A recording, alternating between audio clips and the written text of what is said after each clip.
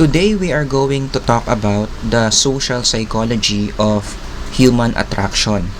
Ang pinakatanong na sasagutin natin for this lesson is, why do people like each other?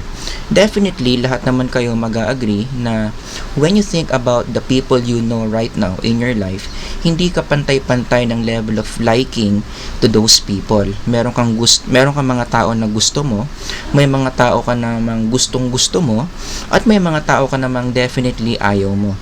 So, if you agree na ganyan ka towards other people, then that means kinakailangan talaga nating maintindihan what makes you like a person more than another person. So let's do this simple exercise. I would like you to think of a person that you really like.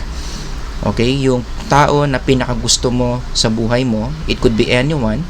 Pwedeng kaibigan mo, pwedeng pastor mo, pwedeng ka-office mate mo. As long as you can say that you like this person very much, I would like you to think of that person and maglista ka ng 3 reasons why you like this person. Later on, as we go along this lecture, I would like you to go back to those reasons.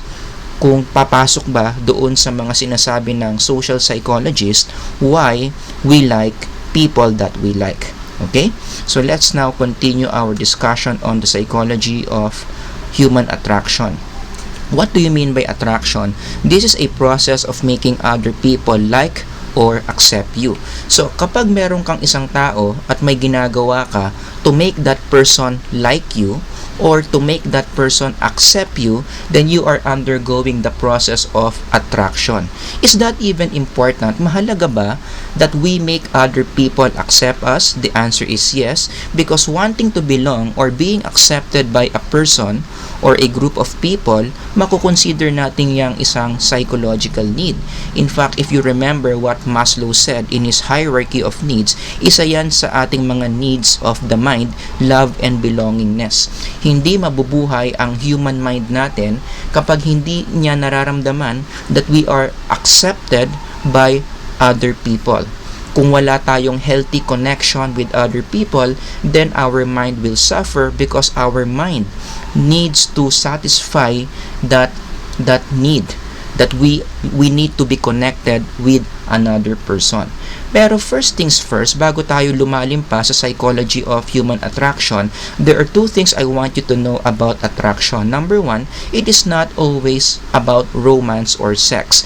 Kasi sa kultura natin ngayon, kapag naririnig natin yung word na attraction, madalas nating iniisip, no, love life or yung dalawang tao magse-sex, no. I mean, it's not the case. Attraction is not always about romance or sex. In fact, in any human relationships, meron laging certain degree of attraction. For example, merong attraction among family members, merong attraction among friends, merong attraction in the field of politics. Yes, you heard me right.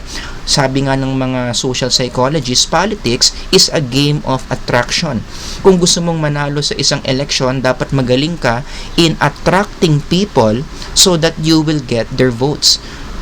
Election is a game of attraction. Kaya naman during election time, yung mga candidates kanya-kanyang isip ng mga strategies on how to be attractive to other people so that they can get votes.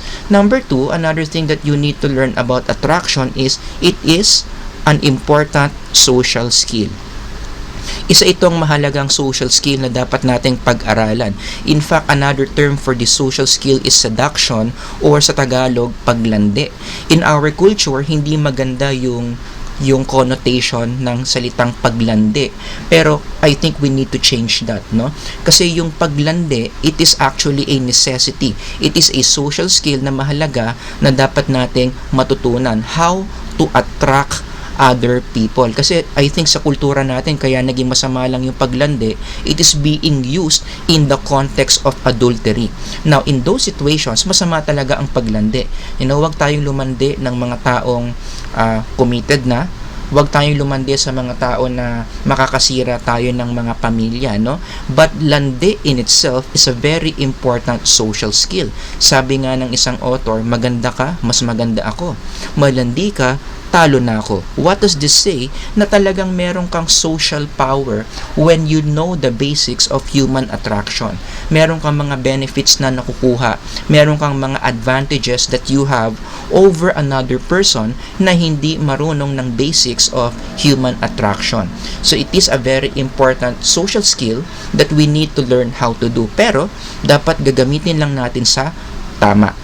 So let's now go to what social psychologists have to say about why attraction happens. Sinasabi ng mga social psychologists that there are 4 ingredients that may explain why we would like another person.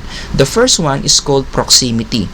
Ibig sabihin ng proximity, how physically near you are to a person. Mas malapit ka, the higher the proximity you have with a person, mas mataas yung chance na nagkakaroon ng attraction.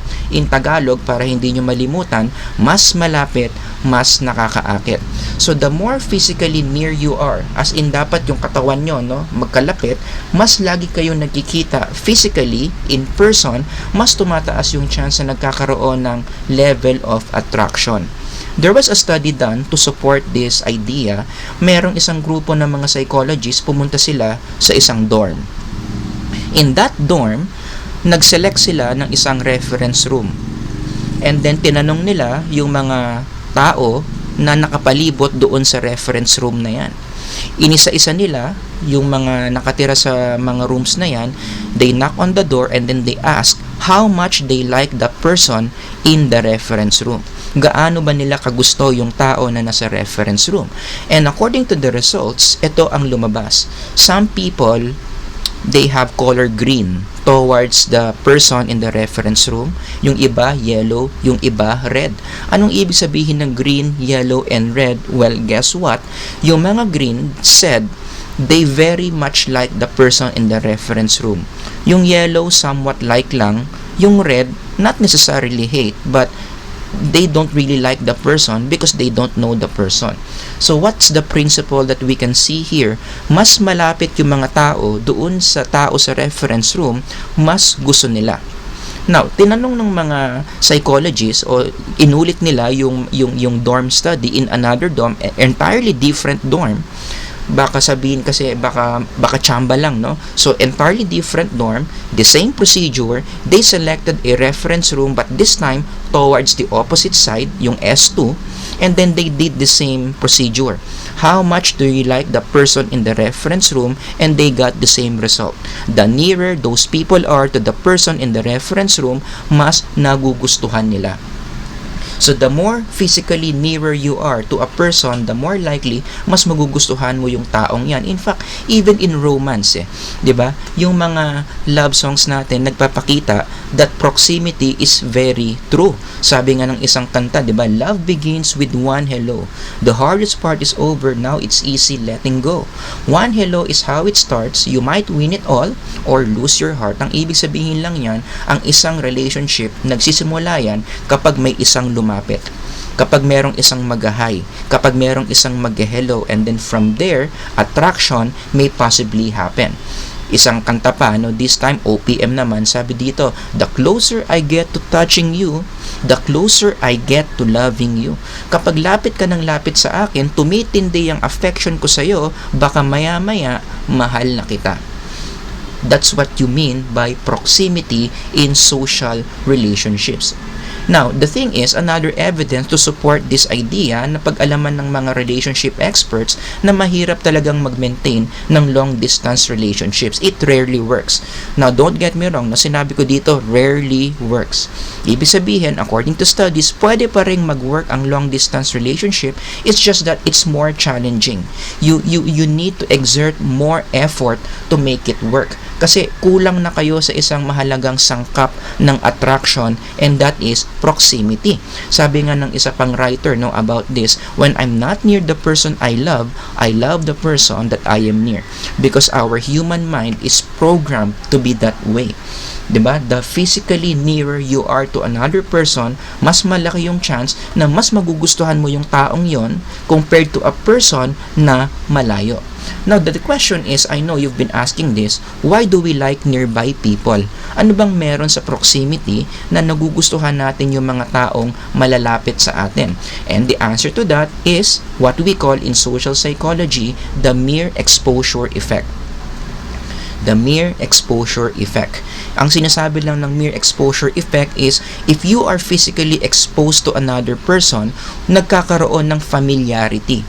And that familiarity is the one na nag-fuel ng attraction or ng liking. Kasi yung brain natin operates that way. Kapag nakita ng brain that something or someone is familiar, then we feel safe to that person or to that something. Okay, so when the brain senses that this person is very familiar, doon nagkakaroon ng certain level of attraction to that person. Kasi deep inside, we feel that that person is safe.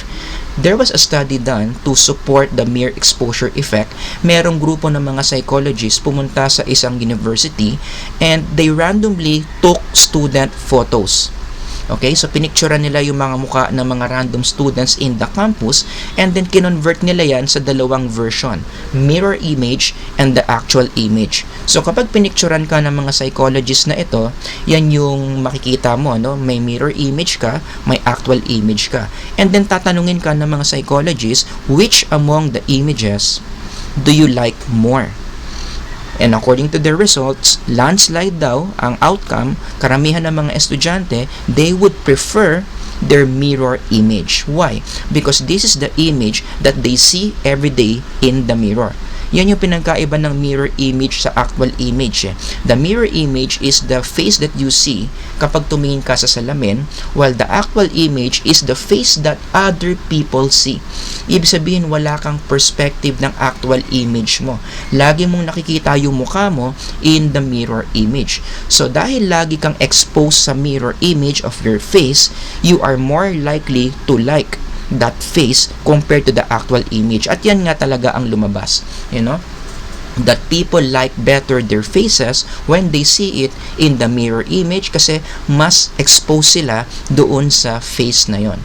And you know what, itong proximity na ito, tinuturo din ito sa Bible, no? I think this is also the reason why kung bakit in the Bible Christians are being encouraged to not give up meeting together. Kinakailangan talaga maging familiar lagi sila sa isa't isa. Expose sila lagi sa isa't isa para yung level of attraction nila towards each other hindi humihina. Solid pa rin yung church kahit na solid pa rin yung church kasi nga lagi silang nagkikita.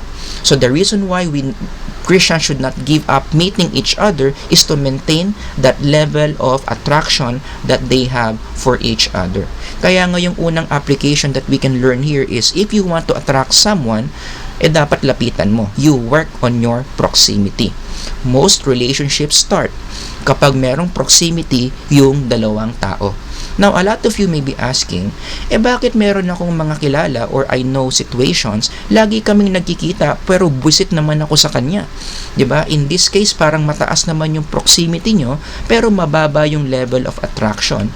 And that happens. May mga tao na araw-araw natin nakikita at galit na galit tayo o naiinis tayo, bakit hindi natin sila magustuhan even if we are exposed to them?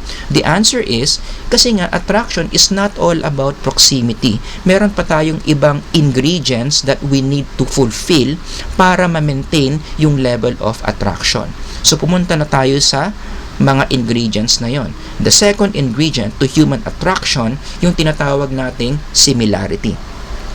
Basically, we like people who are very similar to us. So mas maraming pagkakapareho ang tao sa isa pang tao, most likely that person will like that person. One good example of this would be your barkada, 'di ba? Yung group of friends mo. Let me guess, kaya mo naging barkada yan kasi merong something na similar among all of you. And that similarity is the one that makes you like each other. Pare-pareho kayong mahilig mag-cutting class, pare-pareho kayong mahilig mag-computer, pare-pareho kayong mahilig mag-basketball. Similarity is a very powerful force in generating human attraction. Okay? Kaya nga 'di ba meron tayong kasabihan sa English, birds of the same feather flock together. This is true in the field of literature. Totoo din naman ito in the field of science, in the field of psychology. We like people na kaparehas natin. In fact, this is so true na alam nyo ba, kahit yung mga pangalan natin, kung gaano kapareho yung pangalan natin sa pangalan ng isa pang tao, meron siyang bearing whether you will like a person or not. Studies show that you are more likely to like another person to whom you have same name initials with, you have same first names with, and you have almost similar first names with. So mas maraming pagkakapareho yung pangalan mo with another person, mas mataas yung chance that you will like that person. Halimbawa, just to give you a specific example, kung ang pangalan mo Carlo Reyes, you are more likely to like Carlo Sanchez, pareho kayo ng first name, Cherry Rodriguez, pareho kayo ng initial, CR, and Carla Lim, almost similar first name, Carlo and Carla.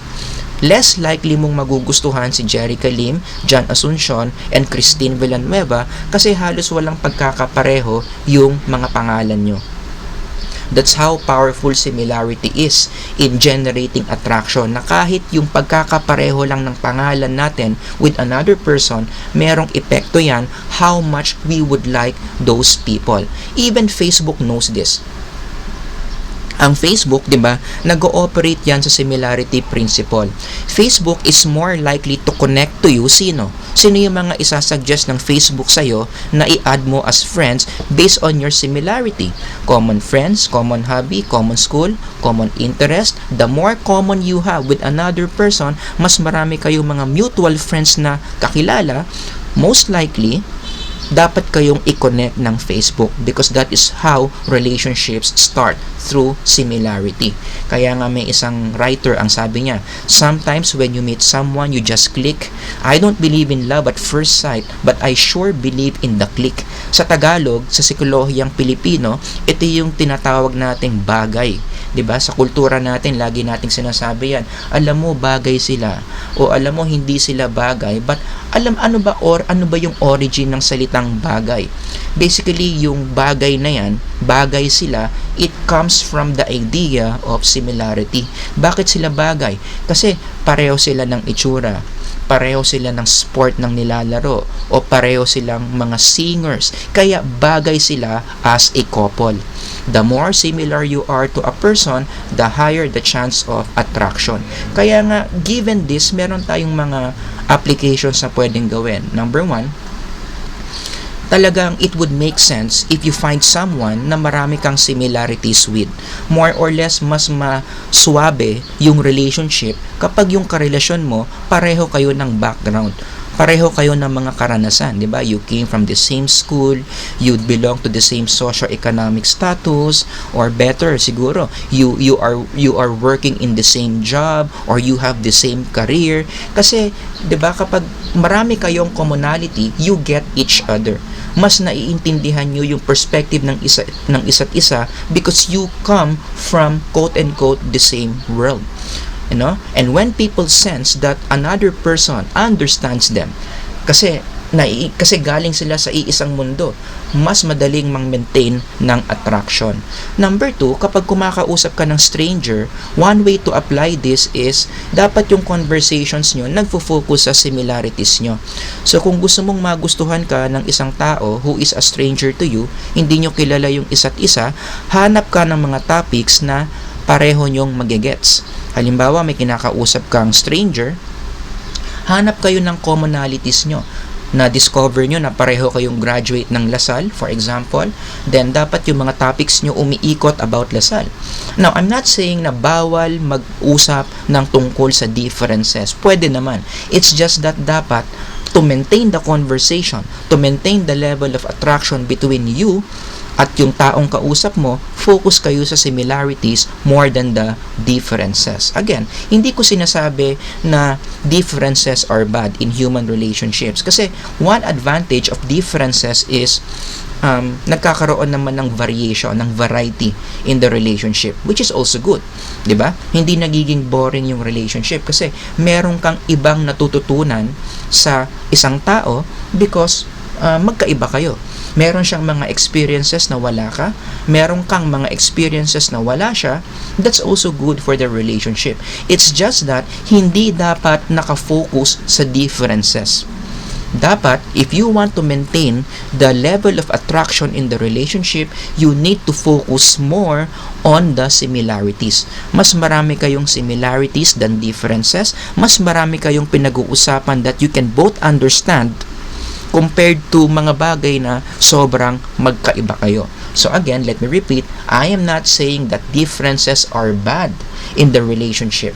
It's just that we need to focus more on what is the same between us more than focusing on what makes us different.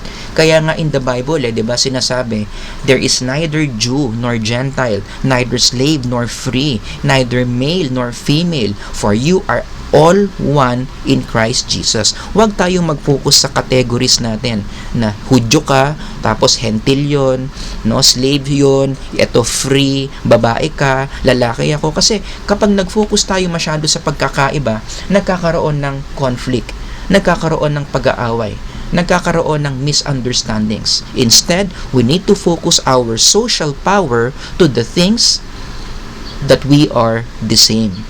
Yan yung sinasabi ng social psychology of human attraction.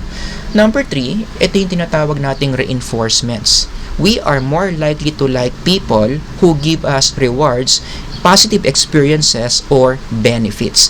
In social psychology, ito yung tinatawag nating reward theory of attraction. No? The more rewards that we get from another person, mas tumataas yung attraction natin to that person.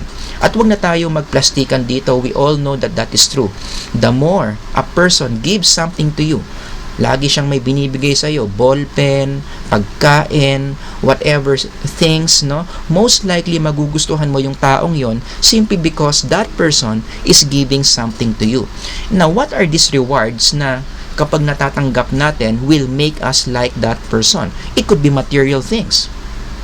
Kaya nga 'di ba sa courtship, kapag yung lalaki nililigawan yung babae, most likely merong dala yung lalaki ng material things to increase the girl's attraction to the guy. Pwede rin namang non-material, hindi naman kailangan laging material things. You can give people psychological resources tulad ng attention, care, comfort, fun, and enjoyment. So the more you interchange these two, no, iniiba-iba mo yung binibigay mo, material things, then non-material things, combination of material things and non-material things, the more you give these things to other people, the more they are going to like you. Alam nyo, makikita natin to sa mga love songs natin. Marami tayong mapapansin sa mga love songs natin. Bakit ba in love yung kumakanta doon sa kanyang beloved? Because that person who is singing the song, maraming binibigay sa kanya yung taong kinakantahan niya. Take for example this song by Kenny Rogers, yung Through the Years. Kung babasahin nyo yung lyrics ng Through the Years, bilangin nyo kung ilang benefits or ilang rewards yung nakuha niya from the person that he is singing for. Hinighlight ko or in-underline ko in red. You never let me down, you turned my life around, binigyan siya ng sweet days, never been afraid, the life we've made. Lahat yan. These are different benefits that the singer received from the beloved. Kaya sa sobrang like niya yung kinakantahan niya, nakagawa siya ng kanta na Through the Years. And you know what? If you study the psychology of infidelity, cheating in relationships, related din itong reward theory of attraction na ito, di ba? Bakit kanya pinagpalit? Why do people cheat in a relationship? According to this study, maraming reasons kung bakit ang mga tao nag-cheat sa relationship, but one of the most powerful reasons is yung iniwan o yung niloko nagkulang. Meron siyang mga pagkukulang, meron siyang mga bagay na hindi na ibibigay doon sa taong nanloko sa kanya. Now, don't get me wrong. Hindi ko sinasabi na kapag kulang yung partner mo, pwede ka nang magloko. That's not the case. In fact, kapag nagkukulang yung partner mo sa'yo, meron kang mga bagay na hinahanap na hindi niya na ibibigay, the first thing you need to do is to communicate to your partner your problem. Kasi malamang sa malamang, na-adjust naman yan 'Di ba? The partner can give you what you really need. Most of the time, 98% of the time, yung mga hinahanap mo, kaya namang ibigay ng partner mo. Kaya huwag mong hanapin sa iba. So going back to the topic, one of the reasons why people cheat in a relationship is when they sense na hindi sila nakakatanggap ng mga bagay na sa tingin nila dapat natatanggap nila in a relationship. And if you are going to ask me, ano ba yung mga bagay kasi na dapat na ibibigay para more or less masigurado nating hindi tayo niloloko sa relationships? According to studies, simple lang naman. Hindi mo kinakailangan ng sobrang dami mong ibibigay para hindi ka lokohin. Just the basics: attention, care, and good time. Ito yung mga basics of any human relationship. The more you give attention to your relationship, the more you care about the person, the more you give yourselves good time with that person, you are now nurturing your relationship. You are giving the relationship the needs na kinakailangan niya to maintain that level of attraction. Again, the operative word here is give. Diba? If you want to strengthen your relationship through maintaining the level of attraction, matuto kang magbigay. Matuto kang magbigay ng mga bagay na kinakailangan ng partner mo, na kinakailangan ng relationship mo. 'Di ba? Kaya nga yan yung application na gusto kong ituro, Giving is a very powerful action in maintaining attraction. Kung gusto mong ma-maintain yung level of attraction ng isang tao sa'yo, kinakailangan maging habit mo yung lagi kang nagbibigay doon sa taong yon. And do you know that this is biblical? Diba sinasabi sa Bible, it is more blessed to give than to receive. Mas maganda na ikaw ay nagbibigay kumpara kung ikaw ay tumatanggap. It is a spiritual truth. It is also a psychological truth. It will help us big time in the way our relationships go. Kinakailangan matuto tayong magbigay ng magbigay sa mga tao that we have a relationship with. Sabi nga ng isang writer about giving, let me read for you what he said. Some of the biggest challenges in relationships come from the fact that most people enter a relationship in order to get something. They're trying to find someone who's going to make them feel good. At alam ko marami dito nagigilty, ganyan ang orientation sa relationship. Bakit ka nag-boyfriend? Bakit ka nag-girlfriend? Ang sagot, very selfish. Para may magpasaya sa akin, para merong mag-aalaga sa akin. Hindi dapat gano'n ang orientation sa relationship. You enter a relationship because you want to make someone better. Because you would like to give part of yourself with another person. Kasi kapag ang orientation mo is more on getting more than giving, what happens is nagkakaroon ka ng tendency to drain. Sa Tagalog, nasasaid mo yung partner mo. 'Di ba? Kaya karamihan ng mga breakups na nakikita ko, ang pinaka-reason ganyan 'Di ba? Kasi pareho sila, yung attitude nila is getting and getting. Ano nangyayari doon sa other side? Yung sa isang partner, nafi-feel nila ayoko na o napapagod na ako. And in our culture, we call this falling out of love. Ibig sabihin lang ng falling out of love, wala ka nang maibigay doon sa partner mo kasi sinaid ka na niya. Araw-araw kasi nag-e-expect siya kung ano ang makukuha niya sa'yo. You see? That's why the writer continues, what's the right way to do it in the relationship? In reality, the only way a relationship will last is if you see your relationship as a place that you go to give and not a place that you go to take. Let me repeat that. You need to see your relationship as a place that you go to give and not a place that you go to take. Tuwing umaga, pagising mo, ang una mo dapat isipin, ano ang pwede kong ibigay sa mga tao ngayon that I am valuing. When you develop that habit, the habit of giving, na maintain mo yung level of attraction that people have towards you.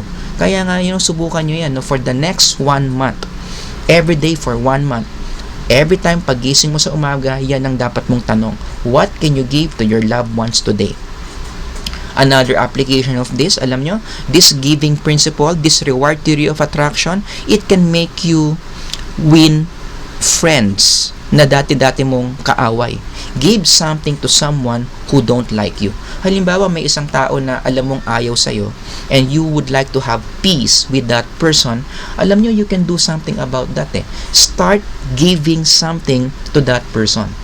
No? Kahit mga simpleng bagay lang, ballpen, padalan mo ng pagkain, o kumustahin mo siya during this time of the pandemic, 'di ba? I am sure that person, kapag na-sense niya yung ginagawa mo, lalambot at lalambot yung puso niya sa'yo hanggang sa yung level of hate niya sa'yo bababa ng bababa.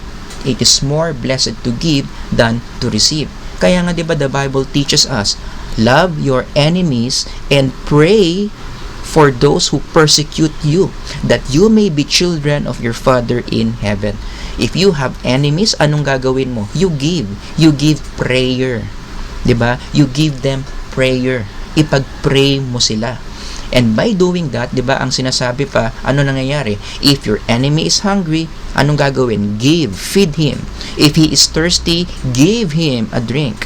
For by doing so, you will heap burning coals upon his head. Do not be overcome by evil, but overcome evil with good. In other words, yung taong may ayaw niya sa'yo, pero bigay ka ng bigay sa kanya, what happens is, bumababa yung level of hate, tumataas yung level of attraction. This is a very powerful element in human attraction, your habit of giving. And last one but not the least, what makes people like each other, it has something to do with physical attraction. Basically, we like beautiful people. 'Di ba? Kung babalikan mo yung mga tao na naging crush mo, maybe from high school or from college, 'di ba?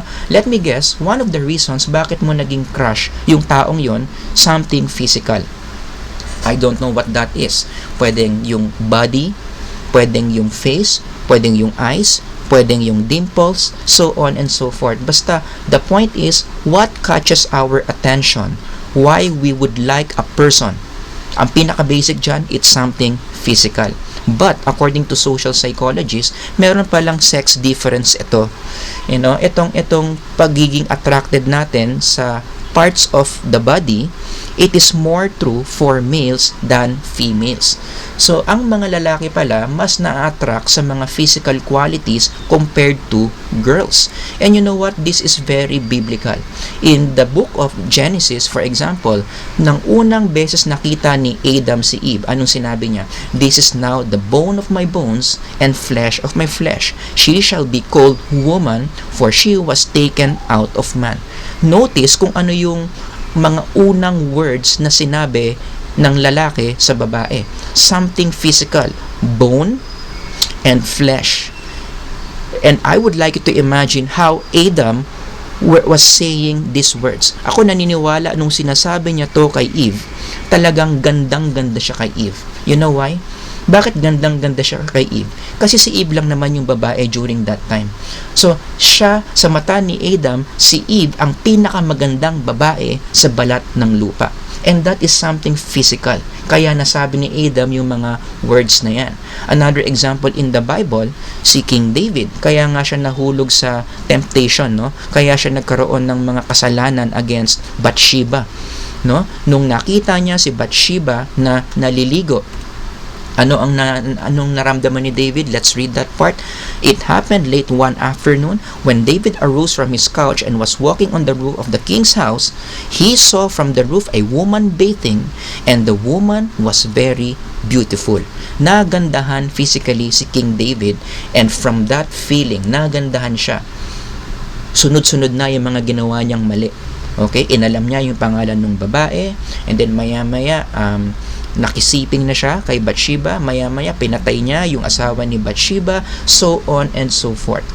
Again, guys are very vulnerable na ma-emphasize talaga yung tinatawag nating physical beauty. Even in our popular culture, kung titignan nyo o babasahin nyo yung mga lyrics ng mga kanta that guys composed, lalong-lalo na yung mga kanta na nagbibigay ng affection sa mga babae, talagang napaka-physical ng mga guys. In one song, ang sabi nung lalaki, "You're beautiful, it's true. I saw your face in a crowded place and I don't know what to do cause I'll never be with you." Can you imagine? Nakita lang niya yung mukha ng babae in the middle of a crowd. Talagang nataranta na siya. I don't know what to do. Ganyan kalakas ang hatak ng physical beauty sa minds ng mga lalaki. Medyo OPM naman, no? Ito, sabi ng isang banda, lumalabas ang aming pagkalalaki pag mayroong magagandang mga babae, lalo pag mga katawan ay gumigiling. Again, notice here the emphasis on the physical aspect of the woman. Ganyan talaga ang mag-work yung mind ng mga lalaki when it comes to human attraction. But let's be more specific. Pinag-aralan na rin to ng mga social psychologists which specific parts of the body madalas na-attract ang mga lalaki. According to studies, waist to hip ratio.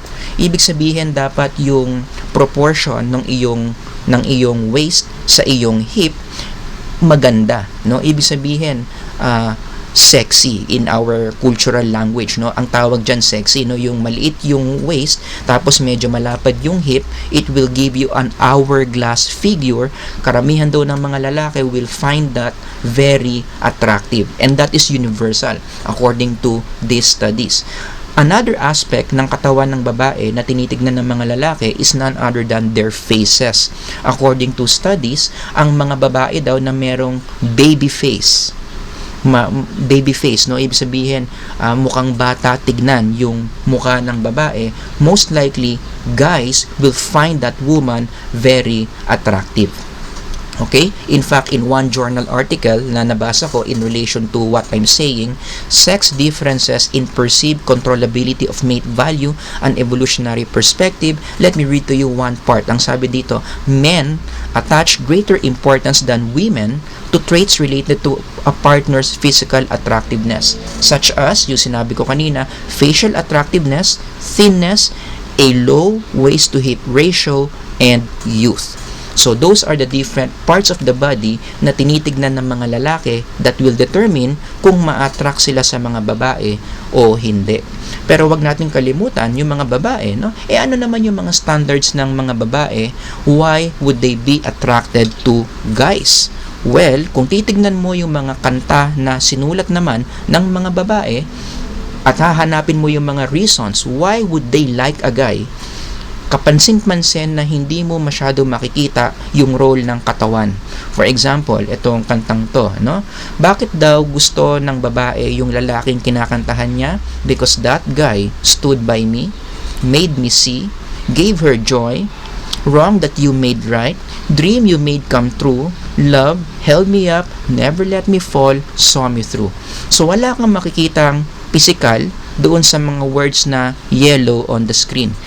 Most girls would like a guy for non-physical reasons. Question, ano ba yung mga non-physical traits that women tend to prefer para magustuhan nila yung isang lalaki? Well, pinag-aralan rin yan ng mga social psychologists, no? Let me just give to you the top 3. Sabi ng mga researchers on this, number 3 is attentiveness. Girls are attracted to guys who know how to pay attention, who know how to see small details or to remember small details. Kasi naniniwala yung mga girls, when guys remember small details about them, it is an expression that they really care for the girl. Diba? Sabi pa nga ng mga social psychologists, another reason why they like guys who are very detailed, kasi ganyan sila mag-isip. Remember the similarity principle? Girls are very detailed in the way they see the world. So kapag nakakita sila ng isang guy na ganun din mag-isip, they see detailed things in the world, they are more likely to be attracted to them. Number 2, ang another reason or another factor that girls like from boys is sense of humor. Girls like guys who can make them laugh, who can make them feel at ease with themselves. Kaya nga sinasabi nila, karamihan daw ng mga komedyante Malakas talaga ang appeal sa mga girls. And true enough, in our culture, karamihan ng mga komedyante talaga natin, marami sa kanilang nagkakagusto, marami sa kanilang willing, na magkaroon ng long-term relationship with, kasi nga, because of their ability to make the girls laugh. And sa number 1, meron daw tiebreaker dito, sabi ng mga researchers, So, what will make women like a guy? Meron tayong tiebreaker between confidence and power and wealth. Girls are attracted to guys who can make them feel protected. And this is also one of the reasons why, based on research, karamihan ng mga tall guys, yung mga matatangkad, mas malakas ang appeal compared to shorter guys. So, you will notice most girls, pag tinanong mo ano ang mga qualities na hanap mo sa isang guy, marami sa kanila magsasabi, height. Gusto nila ng matangkad. At meron yang social psychological principle, Kasi nga, when a guy is taller than the girl feels she is so protected with that guy. And of course, yung isa pang tiebreaker dito sa confidence is power and wealth. Girls are usually attracted to guys who can make them feel that they can provide or that they can invest in the relationship. So yung mga guys na maraming resources na pwede nilang gamitin to invest in the relationship, malaki ang hatak nun sa isang girl. And some evolutionary psychologists hinahambing yung ganyang principle sa animal world, di ba? For example, when we talk about peacocks, kapag ang isang peacock ay manliligaw ng isang female peacock, ang gagawin niya, i-express niya yung sarili niya in a very powerful way, di ba? Gagawin niyang yung katawan niya, i-expand niya, ipapakita niya yung full spectrum ng kanyang kulay just to prove to the female that he deserves her love. So, parang ganyan din daw yung mga tao, that if when guys are able to show to the girl yung kanyang power, yung kanyang wealth, tumataas din yung chance that that girl will more likely like a guy. Again, these are all based on social psychology research. Now, again, let's return to the list. Notice, sa standard ng mga babae, halos walang physical beauty na nakalagay dyan. 'Di ba? Most girls would like a guy for non-physical reasons. That's why I think this is good news, especially for guys na medyo hindi ganun kataas ang level of physical attractiveness. Kasi ibig sabihin yan, merong pang pag-asa. Because again, the psyche of the girl, according to research, hindi ganun kataas yung binibigay na priority sa physical attractiveness ng guys. It's more on the non-physical traits that girls look for. Pero ito ang tanong, does this mean that male attractiveness doesn't count for girls? Ibig sabihin ba yung mga babae walang kadating-dating sa kanila yung mga lalaking gwapo? Well, if you ask girls today, 'di ba? I mean, lalabas din naman sa standards nila na gusto na rin nila ng gwapo, So how do you reconcile what the girls are saying and what research is saying? Well, ang analogy ko dito parang cake yan, 'di ba? Yung girls, they also value male physical beauty. Gusto rin nila ng pogi, gusto rin nila ng cute, 'di ba? It's just that hindi 'yun muna ang tinitignan nila. Most girls, especially those who plan to enter a long-term relationship with, ang focus nila muna would be the non-physical qualities. Yun muna. Maya-maya na yung physical one, yung physical quality. Kung baga, yung physical characteristic nung guy, icing on the cake na lang yon for the girls. So they look for the non-physical. Kung okay sila, tapos gwapo pa yung guy, that's icing on the cake. But you compare this to the psyche of the guy when it comes to the cake, ibang-iba. Yung guys, tinitignan nila yung physical beauty, so yun na kaagad yung cake. Yung icing nung guys, yun naman yung mga non-physical quality nung girl. So, icing na lang para sa guys yung magaling magluto yung girl, or understanding your girl, or magaling mag-alaga yung girl. It's more on the physical. Again, that's what scientific research is saying about how guys define beauty. Actually, ito, one interesting research in relation to what I'm saying, ang sabi dito, The more in love a woman is with a man, the more physically attractive she finds him. That's very interesting. Let me repeat. The more in love a woman is with a man, the more physically attractive she finds him.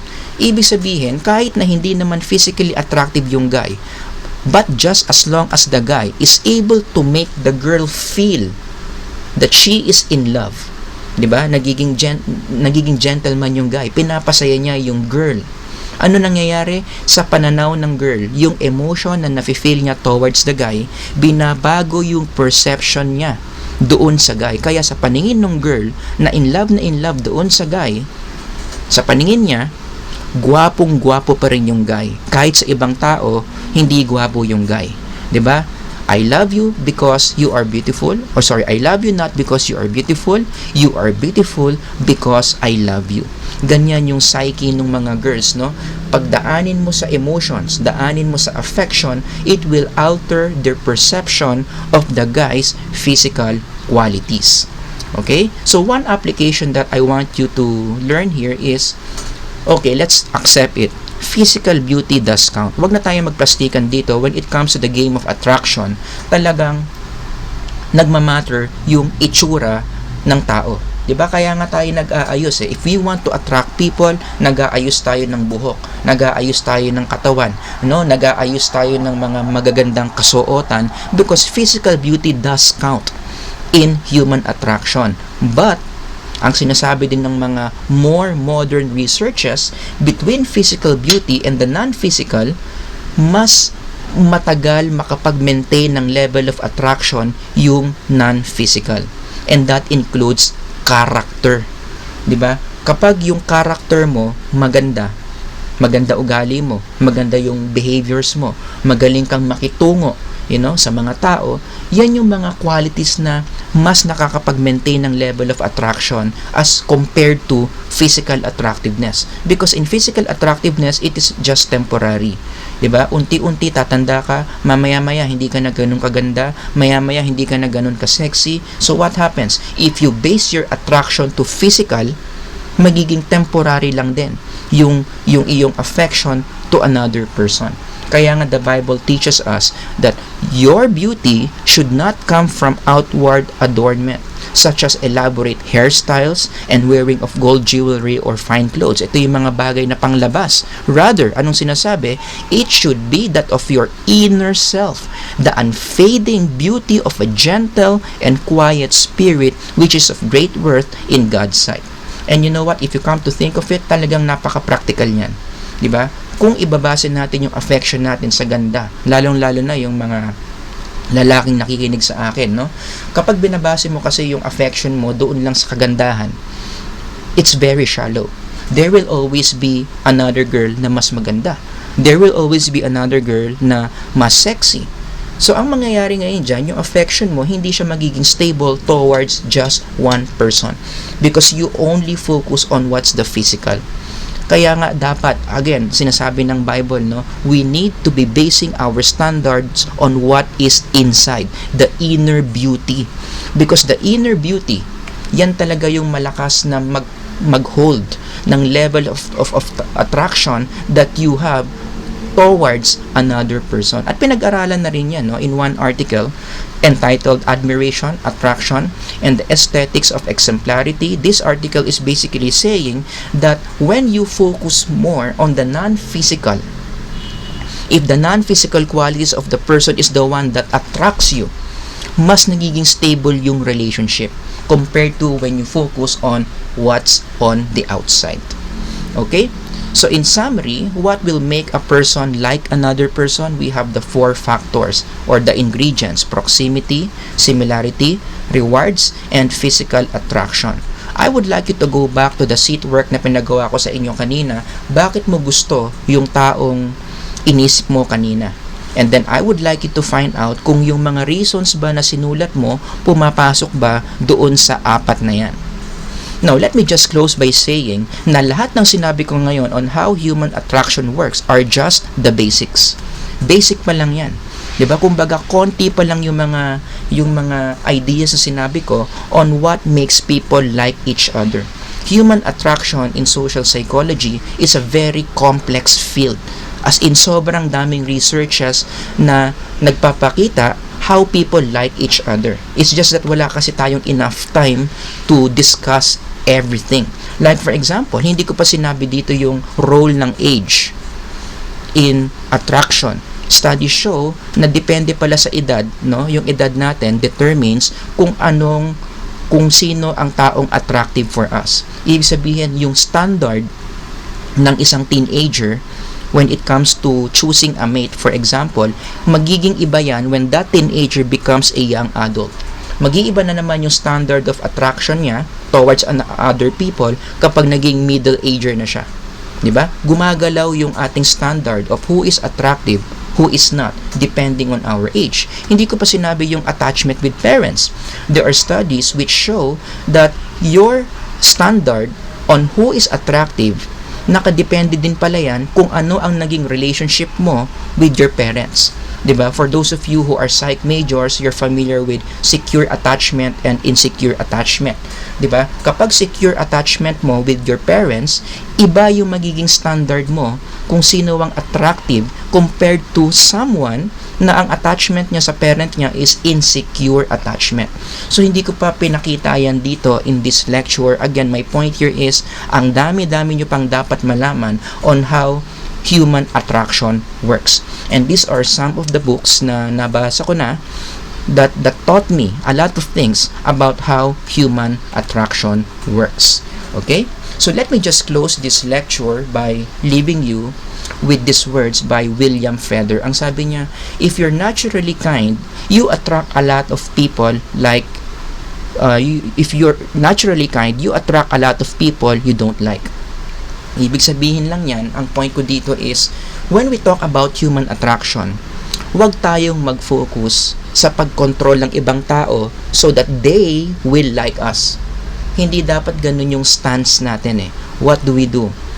We start with ourselves. Diba? Ayusin muna natin yung sarili natin. Let's make ourselves likable people, and from there, people will like us. Kaya nga, diba, sinabi ko dun sa quotation kanina, if you're naturally kind. Ayusin mo muna yung kindness mo as a person. Be a likable person.